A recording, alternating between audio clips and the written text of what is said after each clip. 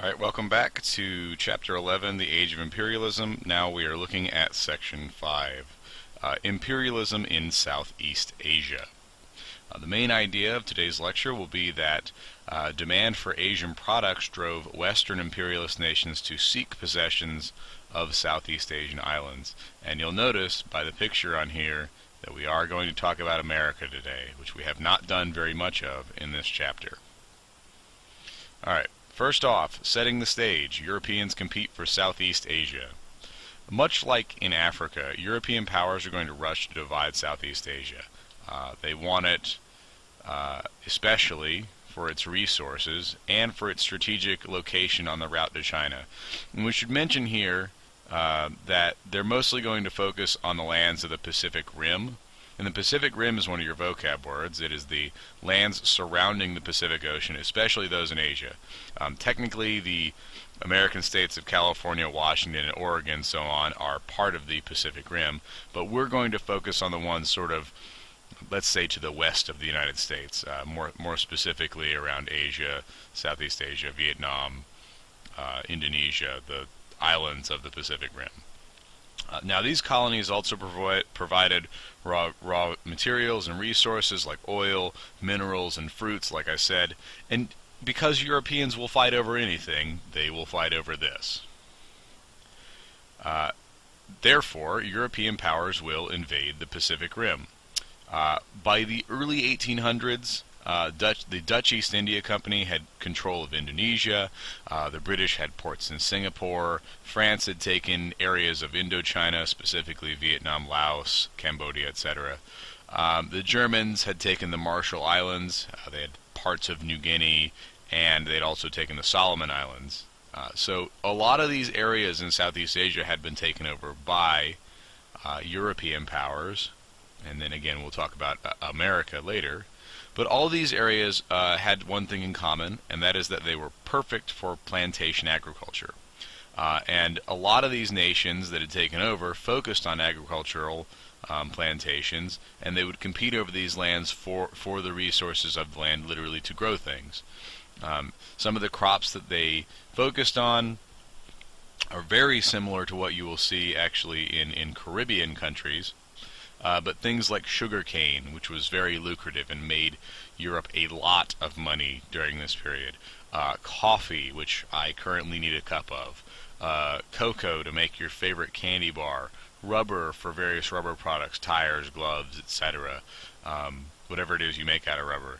Coconuts, because if you like Almond Joys, sometimes you're a nut, sometimes you're not, and you'll get mounds.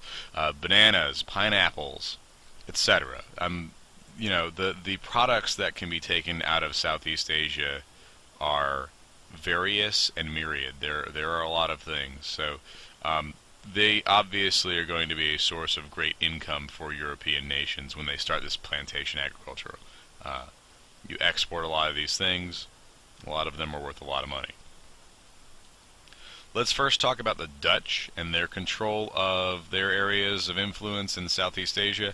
The Dutch East India Company, a lot like the British East India Company, just to be clear, those are two different companies, fought over land in Southeast Asia versus Britain, actually, where they took Java, and they also fought against Portugal, where they took Malacca, a couple other places. But the Dutch East India Company expanded their control in this area.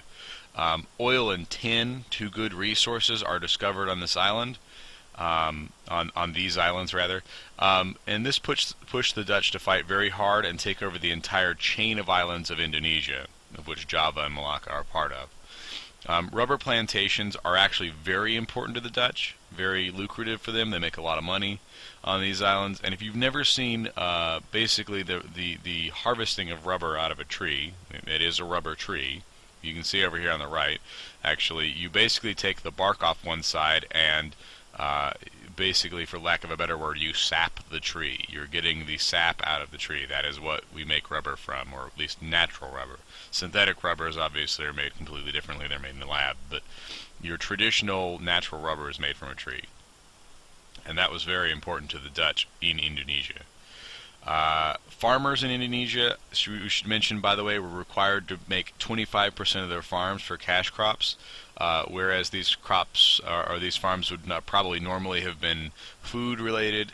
The Dutch required them to change their farming to at least 25%, specifically for money crops, things like rubber, things like sugar, things that you couldn't necessarily eat, or that you couldn't take in as something you could eat, even if you were cash cropping, say, bananas or something, or beans or coffee, what have you. You weren't going to eat those. You were going to sell them. So 25% of their farms had to be for that. Now, whereas the British in their colonies would generally go there to govern for a few years, govern briefly, the Dutch traders and leaders that went to Indonesia generally viewed the area as their home. They went there, they lived there, they governed there, and that was where they were going to be. Now, Indonesia had a very rigid class structure because of the Dutch's constant presence there, and the Dutch were obviously going to be on top. Wealthy, educated Indonesians were going to be second, and plantation workers were generally going to be on the bottom, which is normally how we see a lot of world history as far as caste and class structure. We should mention here in the little map that Indonesia was taken over piecemeal over time by the Dutch, and between 1800 and the 1940s, they had pretty much taken over the entire Indonesian set of islands there, from Sumatra all the way to New Guinea. Now, let's talk about the British briefly. Now, the British are going to take the Malayan Peninsula. Britain had needed a trading base that would serve as a stopover for their ships traveling to both India and China. That is, they needed somewhere to refuel, to restock ingredients or supplies that they might need on the ship, and a good place that was directly in the middle of these two places was Singapore, because it has a large sheltered harbor. That means that when you docked there, you weren't necessarily going to have to worry about typhoons and other storms. You weren't going to get swept out to sea because you had a large mainland behind you and sort of another coast in front of you, so you were sheltered in Singapore. So the British found this as the perfect place to make this stopover. Britain also took the places called Burma and Malaysia, and they encouraged Chinese people to move there to Malaysia. I understand because they needed agricultural labor and various other jobs to be filled, and these Chinese people did move there in great numbers. This is still causing a lot of ethnic strife in Malaysia, in the Malayan Peninsula today, and in Malaysia, because Malayans are actually now the ethnic minority. So if you go there, there are actually more Chinese people there than there are actual ethnic Malayans. So that could cause problems, as you might imagine. Myanmar, by the way, is the current name of Burma. Right? Some people will use those names interchangeably, but Burma and Myanmar are, in fact, the same place. The French control of Indochina will be the next thing we'll talk about here. France had been active in Indochina as early as the 1600s. They're there, of course, to trade, as all European nations generally are when they colonialize areas, or they go there, especially when they're very far away from Europe. But this is no different with the French. They're there to trade. By the 1840s, however, during the reign of an anti-Christian leader in Vietnam, 7 missionaries are killed. There were various mission trips that had been made by French Catholics, Christians of all various faiths, and some of these missionaries, like I said, were killed there. This gives Napoleon III, who we can see here on the right, a very good needed excuse to invade Vietnam, and he also invades Laos and Cambodia at the same time. So even though they weren't necessarily involved, he's going to take over this whole string of countries on the right side of Southeast Asia here, under China and to the east of India. But it gives him an excuse. These combined countries that France takes over become known as French Indochina, and if you look in this map, that is the lighter colored area on the right of the mainland.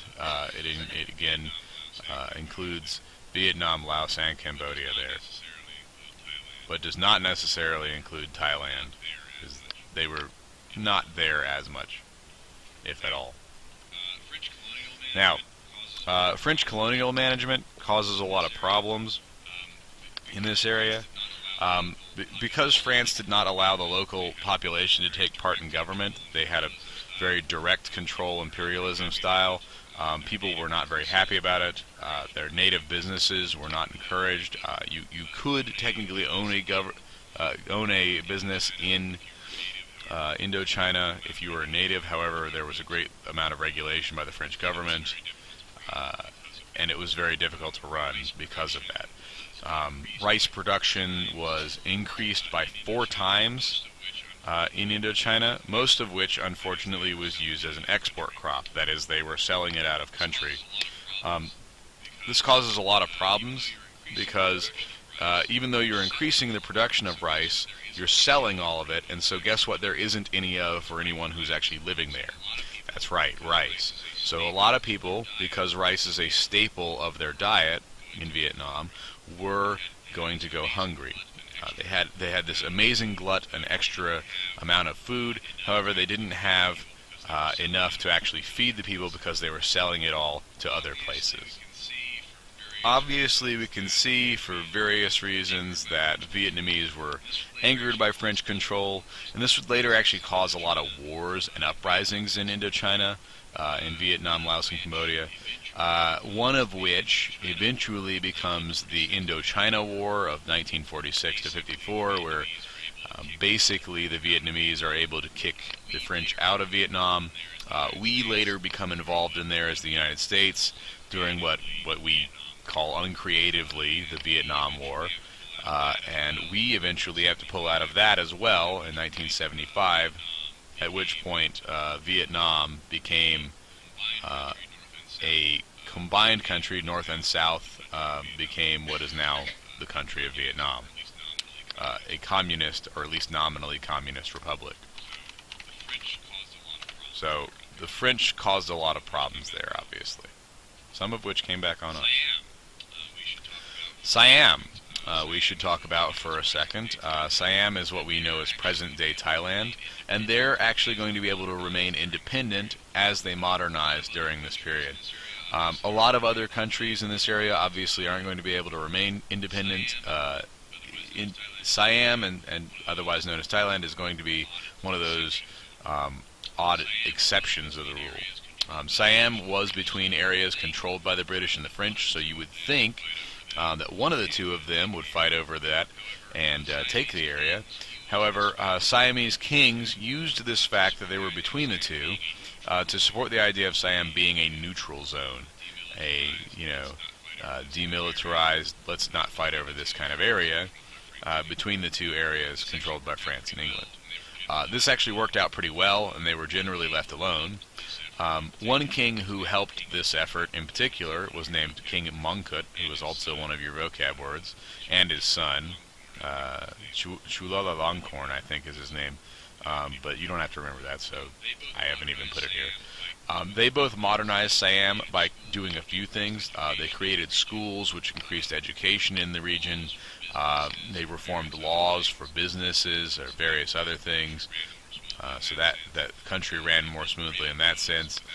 They built railroads without the general influence of Europeans, which is actually kind of an impressive thing.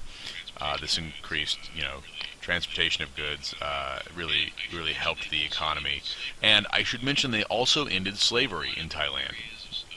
In a lot of areas of Asia, slavery was actually not uncommon, and they made a great social reform in Thailand, or Siam, by ending slavery during this period.